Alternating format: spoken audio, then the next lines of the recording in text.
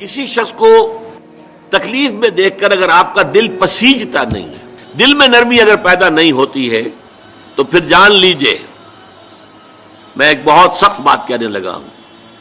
ایک شخص عالم ہو سکتا ہے، مفتی ہو سکتا ہے، فقیہ ہو سکتا ہے، مفسر ہو سکتا ہے، محدث ہو سکتا ہے، عابد ہو سکتا ہے، زاہد ہو سکتا ہے، نیک نہیں ہو سکتا اگر انسانی ہمدردی کا مادہ اس کے دل میں نہیں ہے۔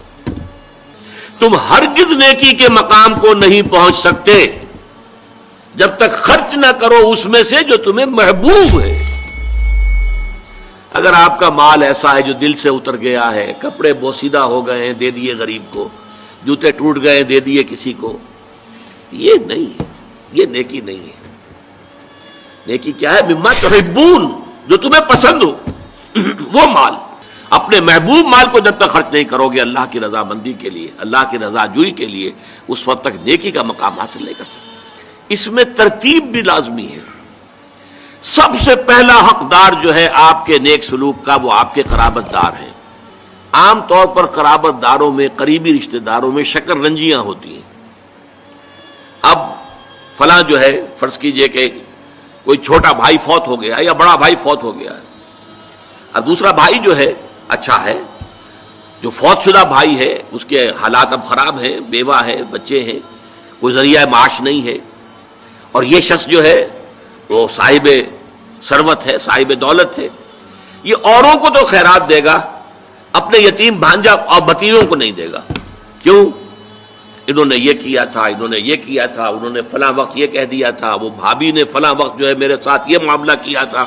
اس حوالے سے شکر رنجیوں کی وجہ سے ان کو چھوڑ کر دور دراز جا کر ریوڑیاں بانٹی جائیں گی، لیکن جو اصل حقدار ہیں ان کو چھوڑ دیا جائے گا۔ اس کا تجزیہ کیجئے، اس کا مطلب ہے یہ اللہ کے لیے نہیں دیا جا رہا۔ اگر اللہ کا جذبہ ہو اللہ کو راضی کرنا، تو پھر تو دیکھو کہ اللہ نے سب سے پہلا حقدار کس کو بنایا، پھر تو دیکھنا ہوگا ترتیب اللہ کی۔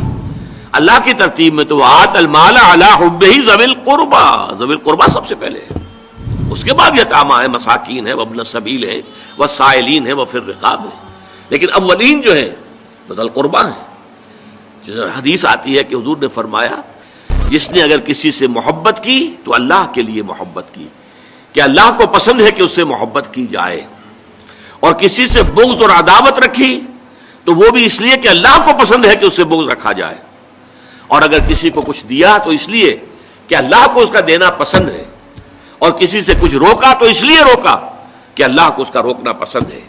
یعنی انسان کے تمام اعمال کا اصل موٹو جو ہے وہ ذات باری تعالی اور اس کے احکام اور اس کی پسند، اس کی ناپسند بن جائے۔ اگر یہ ہو جائے تو ایسے شخص نے تو اپنے ایمان کی تکمیل کر لی، یہ کمال ایمان کا مقام ہے۔